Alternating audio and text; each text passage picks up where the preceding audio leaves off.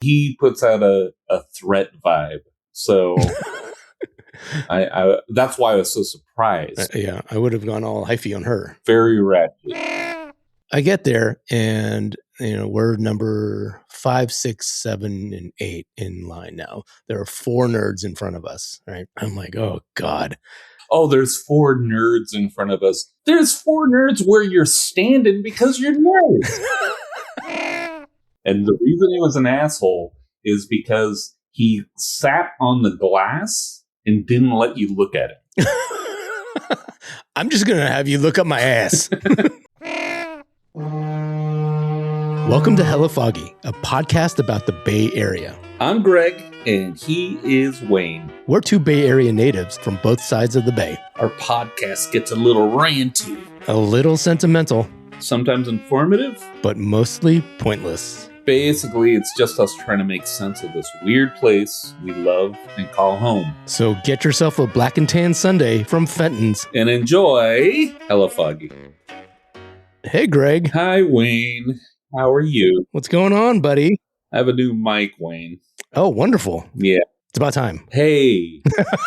I'm not projecting. I'm not saying anything. I'm just saying, we are on episode 10 now, and it's good to know that you are investing in some equipment. Yeah, because it's going to pay off in the long run. Jiminy.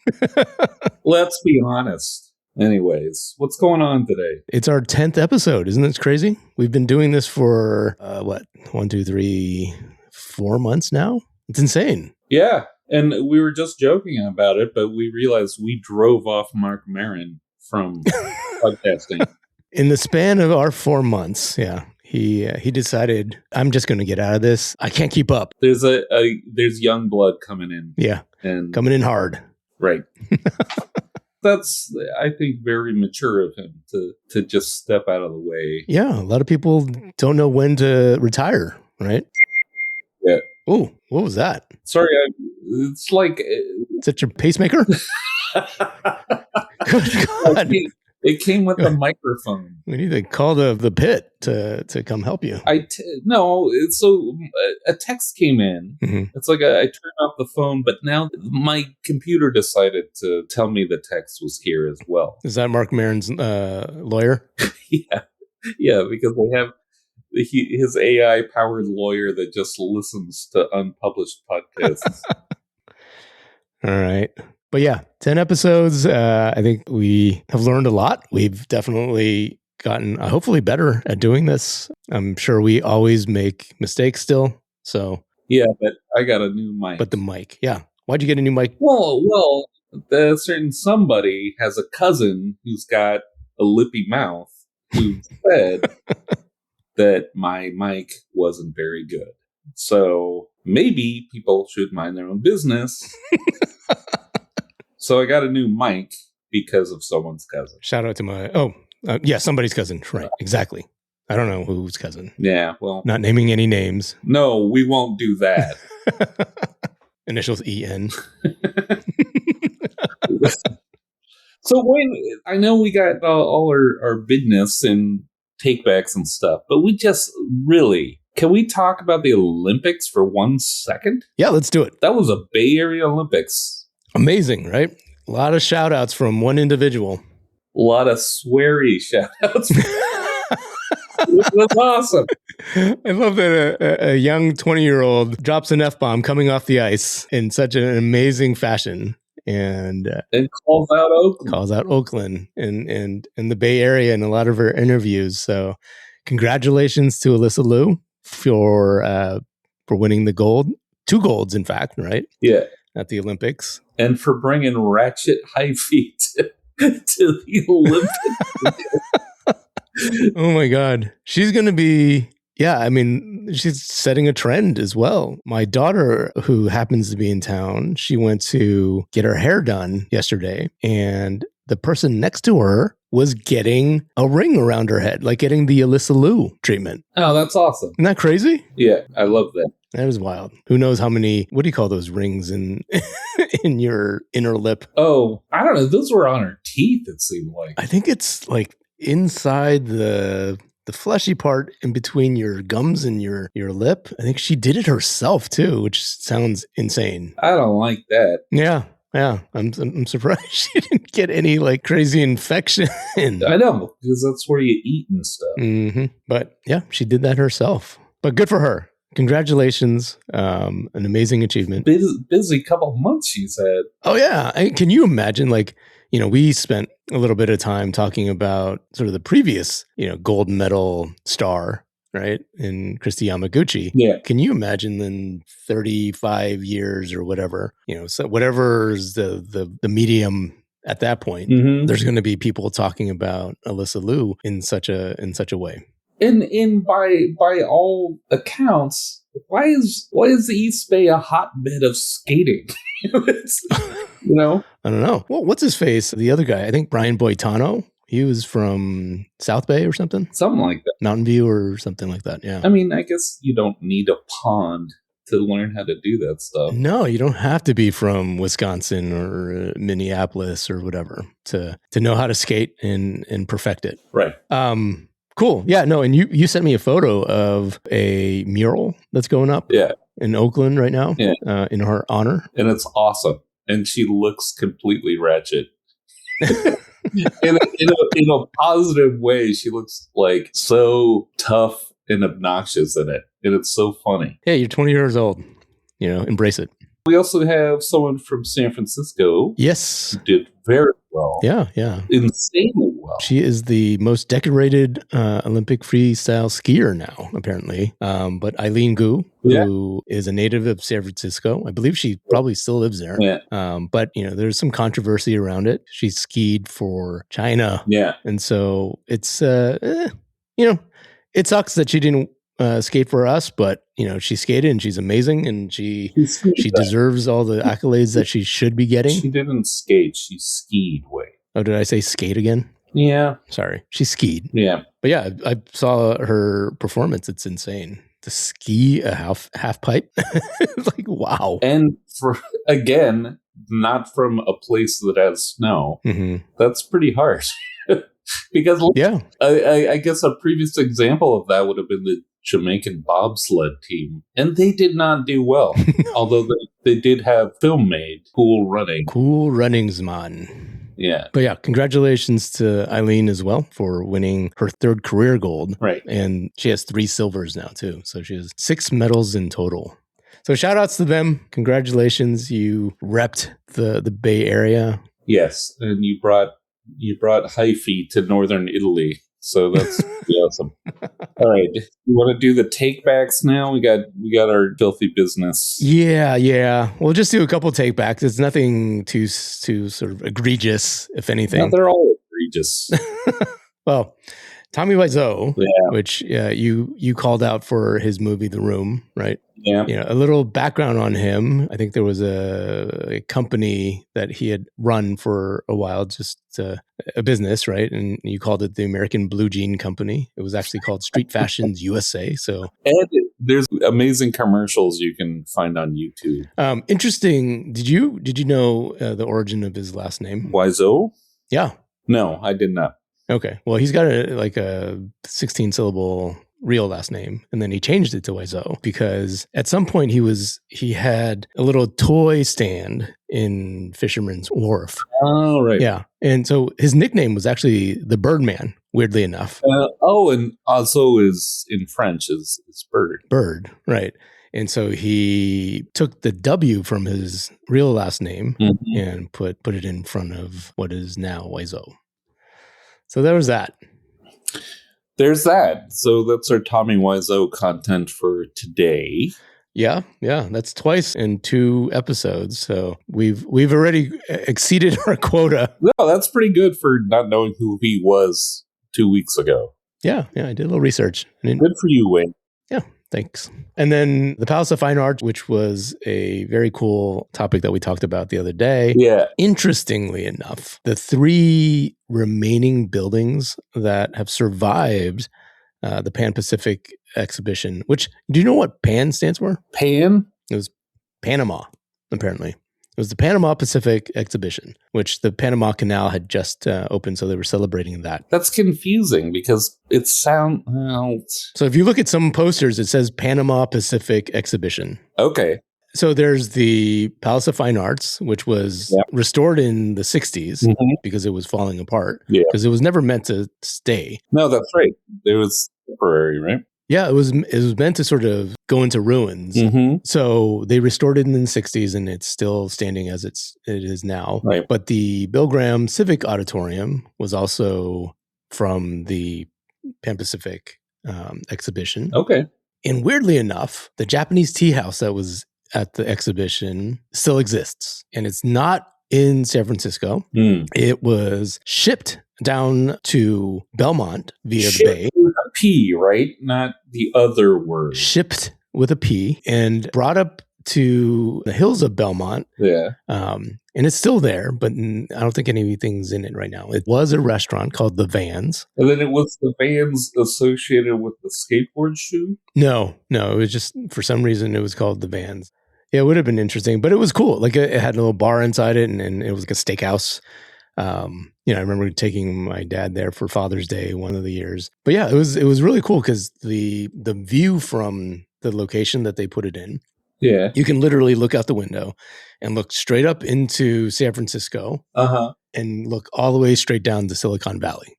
So you had this 180 viewpoint, like where you can see all of the Bay Area, and straight ahead of you, obviously, the East Bay. Wow. So east, south, and north. There you go. Cool. All right.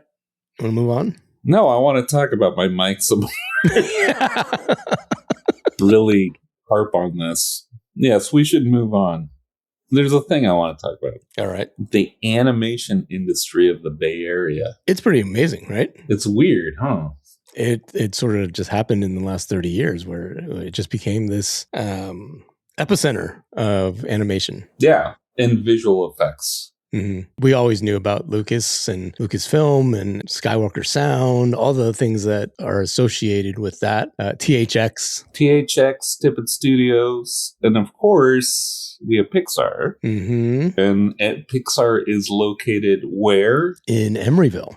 In Emeryville, which is a funny, weird little town on the outskirts of Berkeley. Like between Berkeley and the entrance to the Bay Bridge, I guess. Yeah, it's kind of like in this weird in-between area. Yeah, and before it was all like light industry, and I guess it's still like warehouses and stuff, and then there's the big Pixar lot. Yeah, I mean, it's gotten bigger and bigger, right? Yeah. What's your favorite Pixar movie? Man, and just to be clear, I'm not like an animation dork, but I really love Pixar. But yeah, I would have to say Ratatouille. Oh, wow. Okay. Yeah. I think it's really, like, I think kids might find it boring because it's a very adult themed movie because it's about creativity and the restaurant business. In the restaurant finances primarily, but it's no, that's I think the themes are really smart and well explored. Yeah, I sort of reference it all the time with the Ratatouille moment, when the critic, takes a bite of the Ratatouille and has that like flashback. And it's funny because like I think in less deft hands that could be such like a corny moment, but they did such a good job. Oh yeah, of making it poignant and pointed and not just like I would say that if Disney did that, it would have been corny as hell. But Pixar managed to do it in a way that was actually revealed a lot about that character.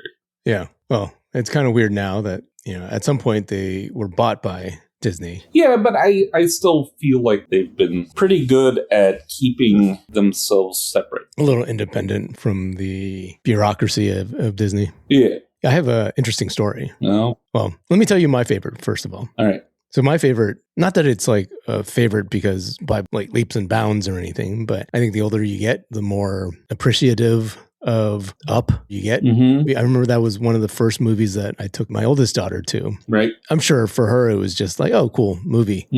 But for me, it was just like, oh my God, it says a lot. Like just the opening sequence, right? With, him, his relationship with his wife, and then, ultimately losing his wife. Mm-hmm. I mean, that itself is enough to win like an Oscar, Yeah. It was very good. So can I tell you something about the film Up? Yeah, go for it. So my friend Brennan works, not currently, he's adjacent, but he worked in the animation industry, specifically for Tippett Studios. But he had a friend who worked at Pixar, and he called one day, this is 20, whenever Up came out, and he's like, I got tickets.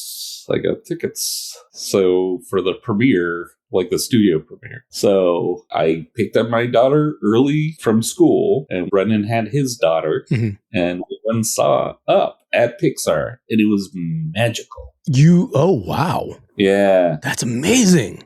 It was great. Oh, geez. The theater is very nice there. At least it was when it's probably all junky now. Yeah. When we went, it was very pretty, but it's cool. Like the studio itself, it's a working place. It's like super busy and stuff, but it's the interior, at least when I was there, feels fun and interesting. And so they have like big models of the characters and stuff. And then outside the door, they have the lamp and the ball. Right. From the short film, right? Yeah. So living in Berkeley all those years, I'm sure you came across a lot of people that were either associated or worked there, right?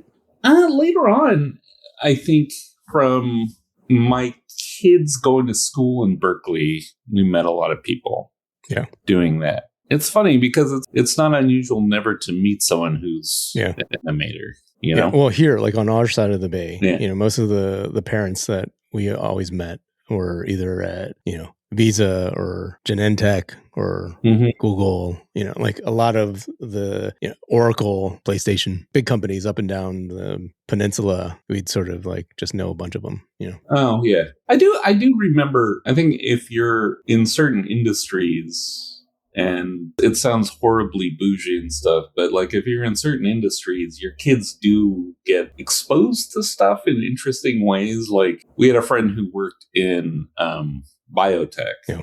And so they had a family day. And so she invited us and we went and did fun biotech stuff. It's interesting because it's like so many of those fields there's this soft power attached to it, like cultural stuff that I think is a real advantage if you get access to it. And it sucks that that's true in a way. I don't know. I'm getting Marxist, I know, but it's interesting. It's one of I think that's an unexplored thing living in the Bay Area the sort of upward access. Yeah. Because of certain things. Yeah. Yeah.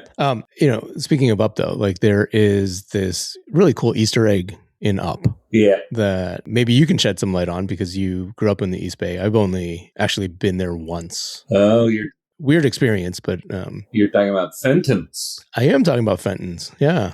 I think every area has like their like ice cream parlor or whatever, right? Yeah. But that's iconic for Oakland, right? Yeah, that's kind of like a classic Oakland establishment, really good ice cream on Piedmont Avenue. And Piedmont Avenue is this really cute neighborhood where these nice bookstores. There's a great theater called the Grand Lake Theater that I think is somehow connected to the Star Wars universe in some way, in terms of like one of the theaters that would have been. I thought you were going to say, oh yeah, the planet Piedmont in the galaxy far, far away. That would make the entire franchise more interesting. I'm teasing Wayne because he's a Star Wars weirdo. But so Fenton's, it shows up in Up. It doesn't look like the real Fenton's. The one in Up sort of looks like a Pizza Hut. Okay. But really good ice cream. The first time I went there was coming from San Francisco in high school after seeing a concert, but it was like relatively early in the evening. So my friend who was driving said, let's go to Fenton's, because we would have been driving back to Walnut Creek, Lafayette. So, and Oakland was on the way, so we stopped at Fenton's and had sundaes. And that was my first experience with Fenton's. And it's delicious ice cream. And they have these roasted almond slivers as a sprinkling thing on top. And they're really good. But Pixar has snuck in so many Bay Area references into their films beyond that. Yeah. Can I mention my experience there really quick? Yes. So, like I said, I've only been there once, and I didn't grow up in the East Bay, so I didn't go there at all. But then I remember we were on Piedmont one year when the kids were young, and we took them to get ice cream. Uh-huh. And so we're sitting outside in the bench, little tables outside, and having our ice cream. And unfortunately, there was an incident in the parking lot, like further down the way, but loud enough so that you could hear from the table. There was and I don't say this very often, but because I don't think it's fair to the Karens of the world. Oh, wow. But there was a Karen. Oh, no. And she was screaming at somebody. It's like she was in her car in the parking lot. I guess there was no parking or something. And she was just all uppity, and she screamed out at somebody like, yeah, and we can have a larger conversation about, these types of issues, but to the point of like, get out of this country, Oh, wow. Yeah. Really like abrupt. And when did this happen? I don't know what happened. We were, I'm tending to a 2 and a 5-year-old at the time. Okay. So like 20 years ago or something. Yeah, this was 20 years ago. Was it directed at you? No. It was in the parking lot. Like, if it was me, then I would have engaged in a different kind of way. Wow. But at the time, I'm like covering my kids' ears, right? Oh, wow. But yeah, that happened, and I was just like, "Ooh, maybe I don't come to Fenton's anymore." I want to make this clear. Wayne is physically imposing. He puts out a threat vibe. So I that's why I was so surprised. Yeah, I would have gone all hyphy on her. Very ratchet. I am not. I'm a soft teddy bear. But yeah, it was a weird moment, and I was just like, "Oh, this is awkward." She said what she needed to say, and then she drove off. And I was like, okay. Did you really need to say it, though? No, not at all. No. She didn't even need to think it. Let's be honest. So that happened. The only reason I'm talking right now is because I have a new microphone because of your dumb cousin.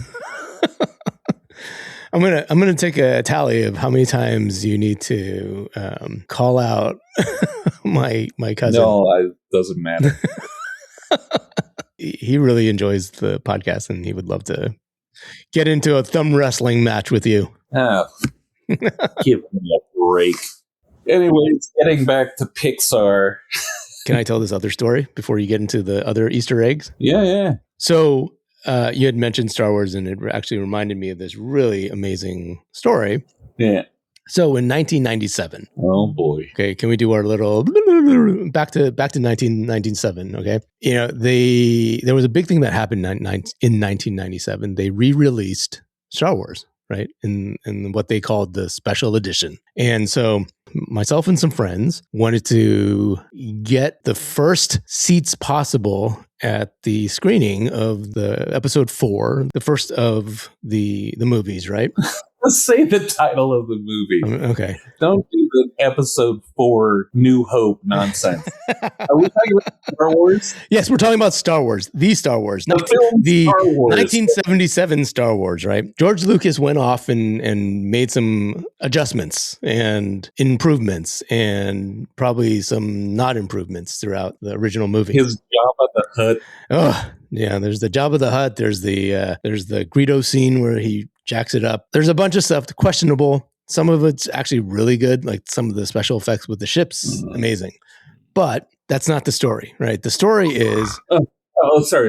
I wanted to rope drop this thing. I wanted to be there first, right? So I gathered a couple of my friends. I think my sister was with us as well. Poor lady. We go literally the night before. It opens on Friday morning. We get there on Thursday night. I'm getting really excited. You bring some warm clothes. And we're not the first in line. Oh. We're not the first in line. There are nerdier nerds waiting before us. So that's so hard. It was heartbreaking. Absolutely heartbreaking, right? So it's at the Cornet Theater. So if you guys remember, my favorite theater of all time is the Cornet Theater. Or excuse me, was the Cornet Theater, which is no longer there, on Geary in San Francisco. And it's the big iconic one where Star Wars premiered. It's where all the, black and white photos of, nerds in their costumes and whatever we're standing out in front of. It's the one that everybody went back over and over again to watch the movie. Yeah. So I get there and, we're number 5, 6, 7, and 8 in line now. There are 4 nerds in front of us, right? I'm like, oh, God. Oh, there's 4 nerds in front of us. There's 4 nerds where you're standing because you're nerds. All right. We joined the ranks of these other nerds, okay? All right. So we're still under the awning, which is great, right? We're, where the ticket booth is, and it's like, iconically where all the posters are, lined up on the sidewalls and stuff. Mm-hmm. So we spent the night, we're just sitting there, talking amongst ourselves. At some point, I think in the middle of the morning, as the street cleaners are coming, I started talking to one of the guys in front of us, right? And, all night long, they're just sketching, right? They got little notebooks and sketchbooks, and they're just like drawing things. So I started talking to this guy because it was the Zodiac. That would be interesting if he was the Zodiac, but it wasn't. Okay. No. I'm awake. He's awake. Everybody's probably still asleep because it's probably like 5 a.m. right now. Right. And I was telling him about, what I did. Mm-hmm. And then he proceeds. It's like, oh yeah, we work at a place across the bay, and it has something to do with his illustration skills and all that. Mm-hmm. And then we keep on talking. And he also mentions, he was like, oh, we're actually working on a movie right now. Okay. And I'm like, oh wow, that's you just went to a different level, right? I'm just trying to get past this internship. He starts talking about like these bugs and things that they're animating and all this. And I'm like, oh, okay, that's beyond what I can even comprehend right now. And then he also says, there's another movie that's coming out and they're about ants. Ours is going to be better. And crazy enough, that memory is stuck in my head, right? And I met the guy and I remember his name. It was a very distinct name, right? A year later, Bug's Life comes out and I'm like, holy shit, right? He was working on Bug's Life. Right. So yeah, that was my little run-in with some people from Pixar. And I thought that was really cool. And he's like my age, so it was really cool. So he's 75? He's 76. Okay. What's even cooler is now fast forward, I guess, 20-something years, 25 years, okay? Yeah. I finally watched the movie Lightyear on Disney Plus or whatever. Right. It's a sort of like prequel type thing of Toy Story, okay? Right. And I'm watching the behind the scenes of it. All of a sudden, they're interviewing this guy and they show some B-roll of the 90s. And I'm like, holy cow, I know that guy. I know that guy because I have a photo of him. Cool thing that I did was I took a picture of all of us sitting on the ground in front of the coronet. I was like, I know this guy. I talked to this guy. And sure enough, it was the director of Lightyear. What the heck? Angus MacLane is his name. And I only remember that because, first of all, they showed the B-roll. Because if I had looked at him now, I wouldn't recognize him. But they showed the B-roll of him in the 90s working on Toy Story. Mm-hmm. And I was like, holy crap, I know that guy. And the name always, I remembered it because, how many Anguses do you know? I know an Angus. Oh, okay.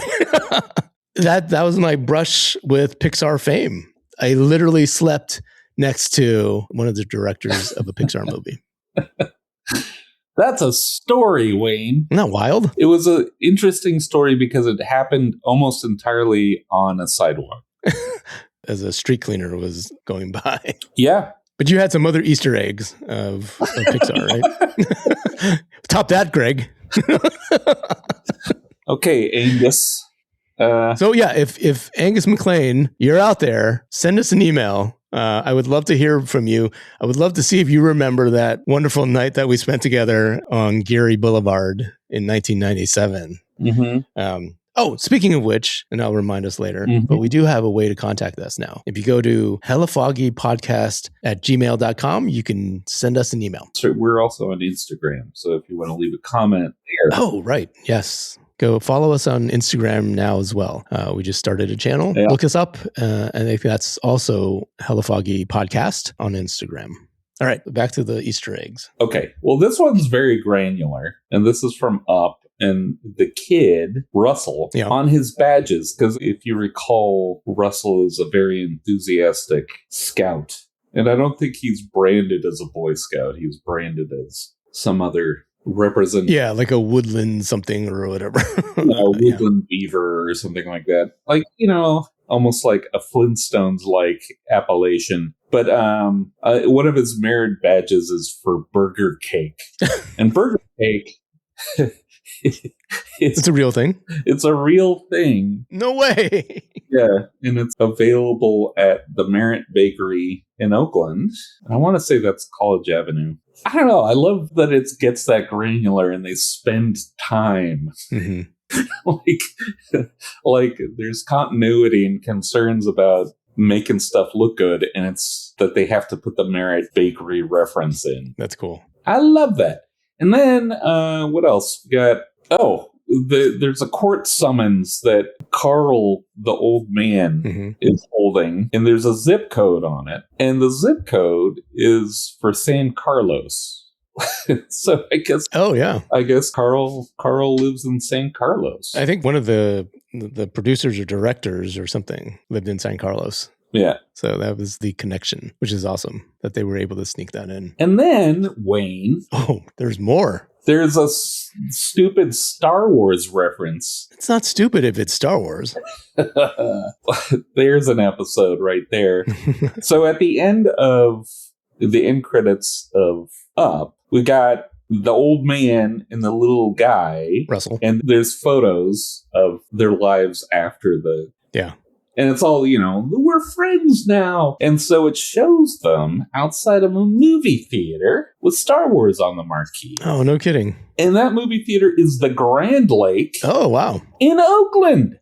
That's cool. Call back to about 5 minutes ago. So there you go. Did you ever go to the Grand Lake Theater? Yeah. Oh, nice. It's a beautiful building as well, right? Around the corner. Yeah, and it's like, it has that giant neon sign. I hope it's still there. I'm not sure. I haven't been to Piedmont Avenue in a long time. And then Wally makes a reference to the Port of Oakland. Oh, yeah. Yeah, it's like... Wally in space? Yeah, Wally.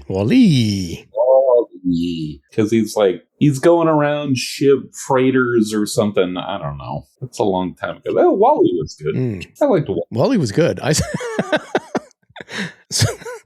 So I saw that on a cruise. I was on one of the Disney cruises years ago when it came out. And the cool thing about the Disney cruises is that they'll have first run movies on it, right? The movies that are actually in the theaters, that are Disney properties, they actually show them on the boat as well. Mm-hmm. And I was watching it, and this was the first cruise that I've been on. And so I was well aware of sort of the stereotypes of people on cruises, right? Right. You eat a lot. And you're heavy. And so I was watching this movie, and I literally had to have a moment where I looked around and I'm like, oh, wow. I'm on one of these. I'm on a big spaceship in space. That's very meta. I like that Disney, whoever is in charge of programming the Disney cruises, has a good sense of humor. Had the self-awareness to just to do that in a way. Oh, and then, Wayne. Wait, there's more.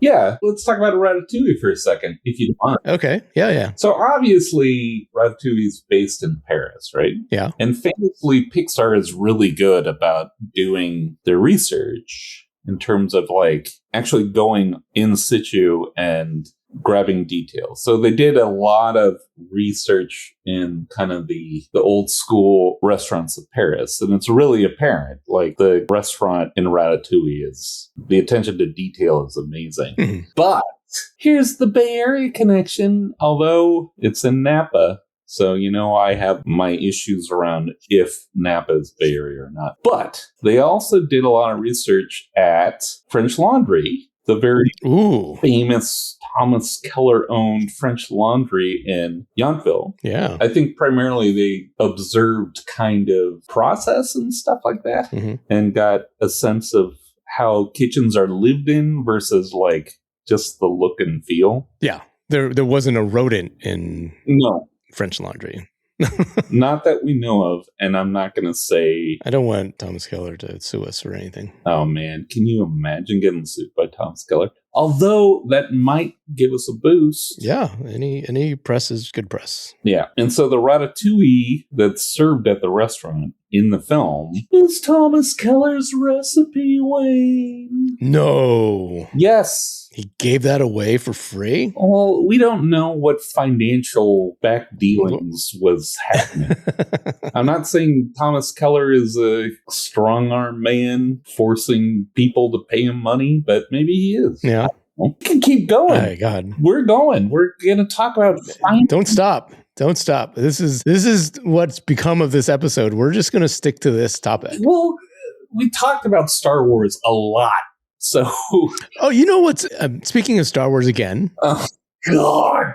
You know who has like a little Easter egg bit role in one of the Star Wars movies? Thomas Keller. No. Who? Cliff Clavin, John Ratzenberger. Oh yeah, he's in all the Pixar movies. He's in all the Pixar movies, I believe, in majority. I think they dropped off recently, but yeah, he's one of the soldiers in Empire Strikes Back. Yeah, on Toth. On Hoth with an H. Oh, I'm sorry. Jeez, Greg, get it right. No, I know. I'm sorry. I'm Hitler in hell now because I mispronounced a stupid planet in Star Wars. I like that you're making fun of me. Because I'm talking about reality. But yeah, he's in a little scene, but then he's in everything in Pixar practically. Oh. So that's one of the best Easter eggs of Pixar, I think, is it has nothing to do with the Bay Area. It has nothing to do with the Bay Area. Well, yeah, like 6 degrees from the Bay Area. Yeah, say more like 6 degrees from Boston because he's or I don't. He's probably not from Boston. I just assume he's from Boston, but I don't think he is. It's a really cool connection, at least.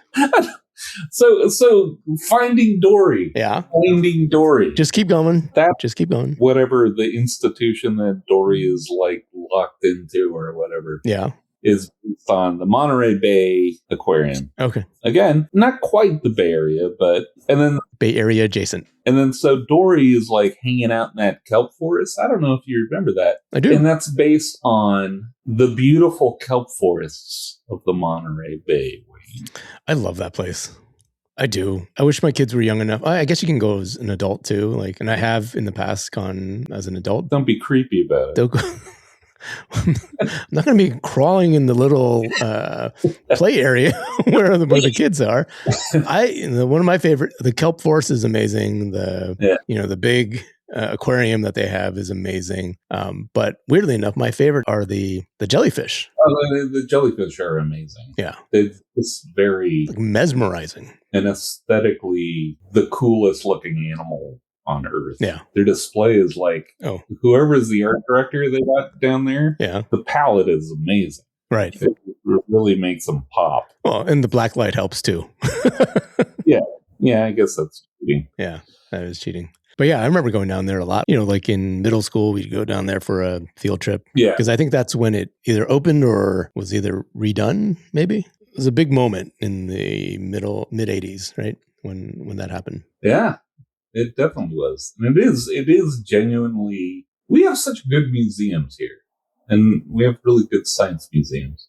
When Lucas had decided to build a museum, I think there was talk of it being in either the Presidio area or... We're talking about Star Wars.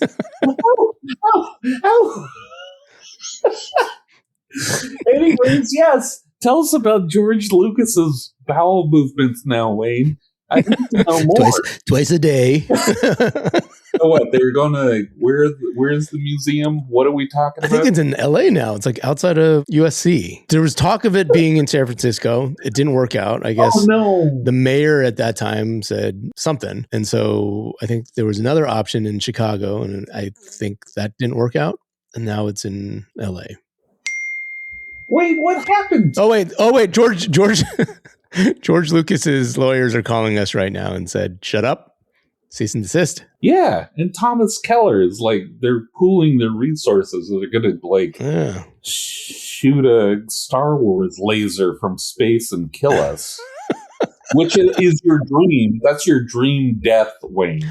What a way to die. Have Lucas shoot a photon cannon at you. And Thomas Keller taking my remains and cooking a 9-course meal out of it. Prefix. Anyways, so back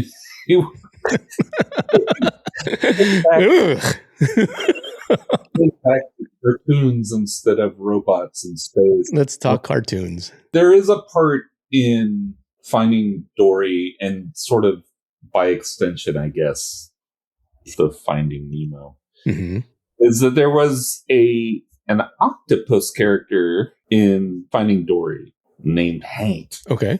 And as a kid, one of the things that I loved about going to what's the science museum in the park? The Academy of Sciences? Yeah, the Academy of Sciences. And then specifically the Steinhardt Aquarium. Is the octopus in the Steinhardt Aquarium was the biggest dick in the world. He's just an asshole. And the reason he was an asshole is because he sat on the glass and didn't let you look at him.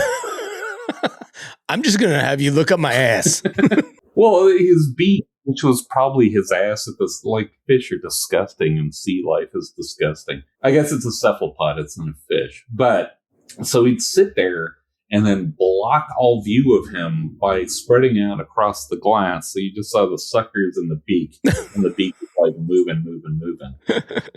Well, and I remember watching Finding Dory with my kids and going, oh, that's like the octopus at the Steinhardt. And it really, it was one of those moments like you talked about, ironically, with Ratatouille, where the critics has this flashback to his childhood. That gave me a flashback to my childhood because Hank is a dick. In Finding Dory, it got me thinking about how octopuses maybe are the biggest dicks in the ocean. Oh, yeah. All right. Well, there's a couple more.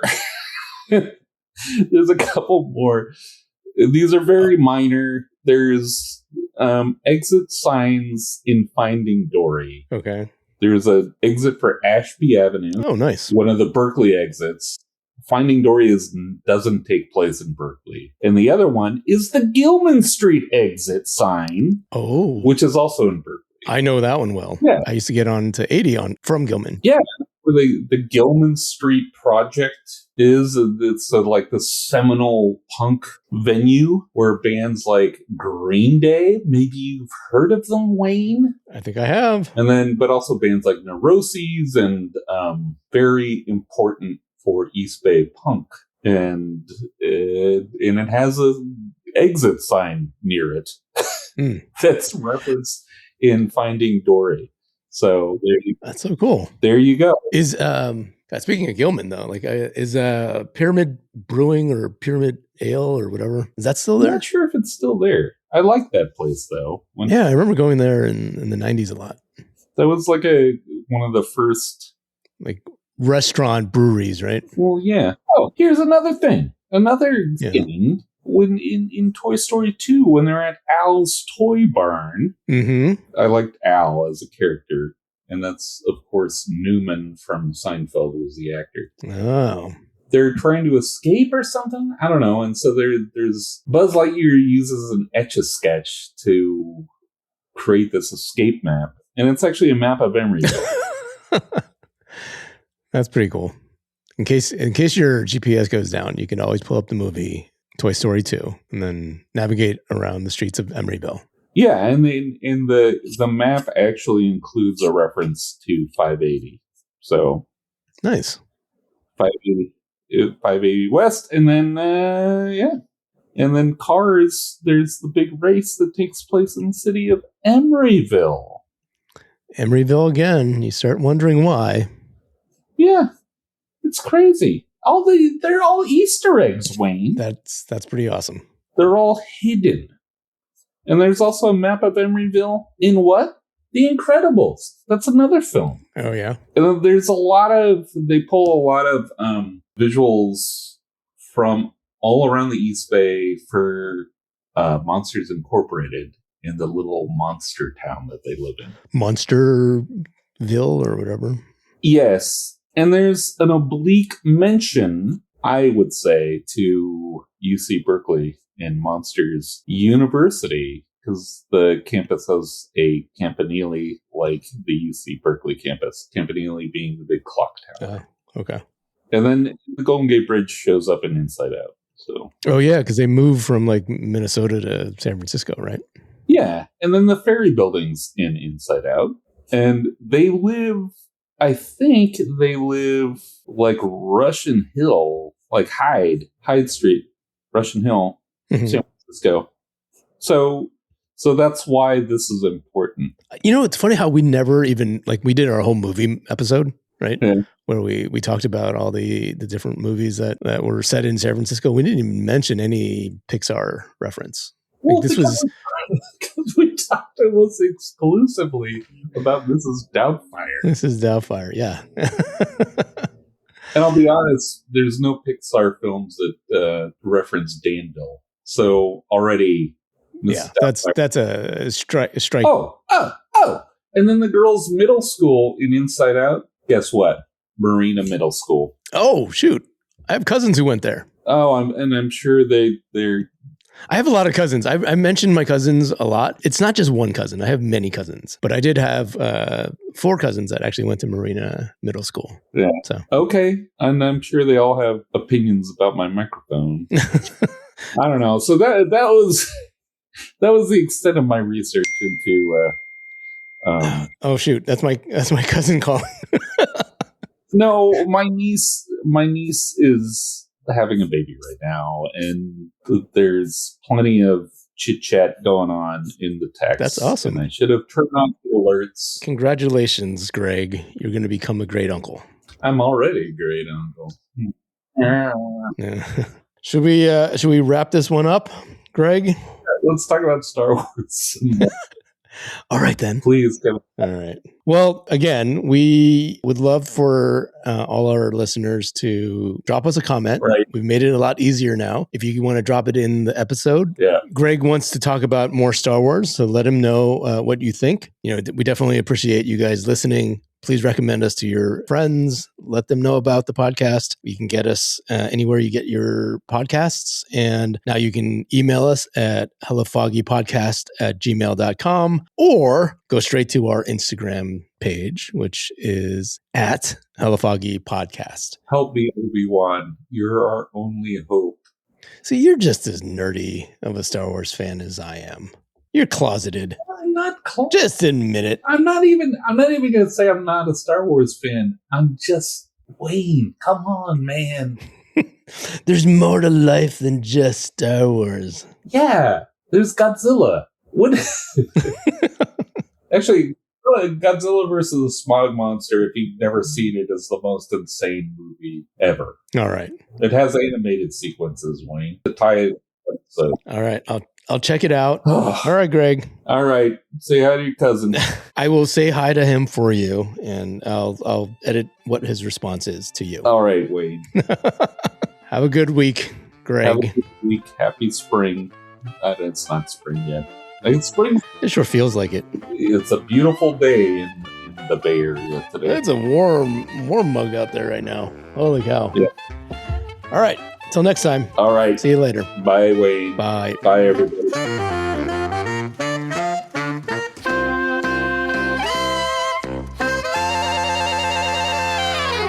That's what I mean by Peter Pan. Not like there's a little, short Sandy Duncan flying around. Duncan. On a string. And she was in the Triscuit commercials. Yes. And Hogan's Family. With a very popular podcaster, Jason Bateman. Oh, farts. That's right. He crossed over into our world. Maybe we should give him some pointers. Our world. Because we've been doing this for... Check out our 30 subscribers. Yeah. Jason. Exactly.